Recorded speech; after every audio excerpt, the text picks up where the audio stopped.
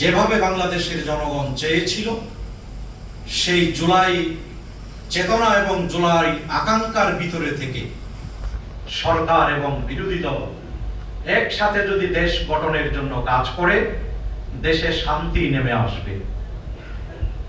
দেশের মানুষ, নাগরিকরা স্বস্তি বোধ করবে।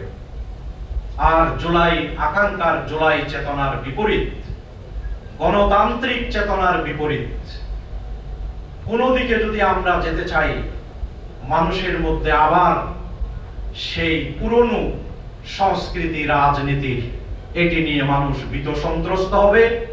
আমরা যে স্বপ্ন দেখিয়েছিলাম, সেই স্বপ্নের আলোকে বাংলাদেশ আমরা গঠন করতে পারবো না।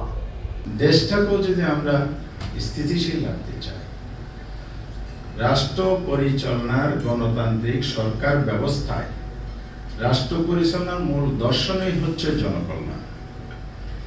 ফেরদৌল হায়াত ইমাম গাজ্জালীর ভাষায়, জনকল্যাণ যদি আপনি নিশ্চিত করতে চান, সুশাসন আগে নিশ্চিত করতে হবে। মানবিকতা, ন্যায় বিচার, জবাবদিহিতা, স্বচ্ছতা যদি এনশিওর করা না যায়, সুশাসন কায়েম হবে না। আপনি ক্ষমতায় এসে দলীয়করণ শুরু করবেন, শুধু দলীয় কারণে প্রশাসক নিয়োগ করে গণতন্ত্রের উপর প্রথম ধাক্কাটা দিবেন এবং পছন্দের লোকগুলোকে বসাবেন, অপছন্দগুলো সরাই দেবেন, তাহলে আগের পুরনো কালচারের মধ্যে আমরা কিন্তু বেরোতে পারিনি। এটা প্রতিবাদ হবে।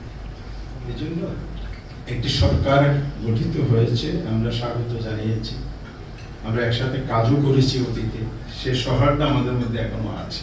আমরা সাম্প্রতিক আমাদের ইফতার মাহফিলে মাননীয় প্রধানমন্ত্রীর সঙ্গে একসাথে কিন্তু মিলিত হয়েছি।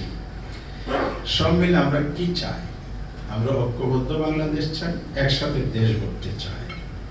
রমজান মাস যেমন আমাদেরকে ধৈর্য শিখায়, আমাদেরকে সংযম শিখায়, আসুন আমরা সবাই মিলে আমাদের এই দেশটাকে ঐক্যবদ্ধভাবে আবার বিনির্মাণ করি, সুন্দরভাবে দেশটাকে আমরা প্রতিষ্ঠা করি। সবাই যাতে এখানে সমান অধিকার পায়, কোনো বৈষম্য না থাকে। বৈষম্যহীন সমাজ গড়তে আমরা সবাই একসাথে কাঁধে কাঁধ মিলিয়ে কাজ করি। আমরা সবাই বাংলাদেশের জনগণ, আমরা সবাই এক, আমাদের মধ্যে কোনো ভেদাভেদ নেই। আমাদের সবারই স্লোগান হোক, সবার আগে বাংলাদেশ। ধন্যবাদ সবাইকে।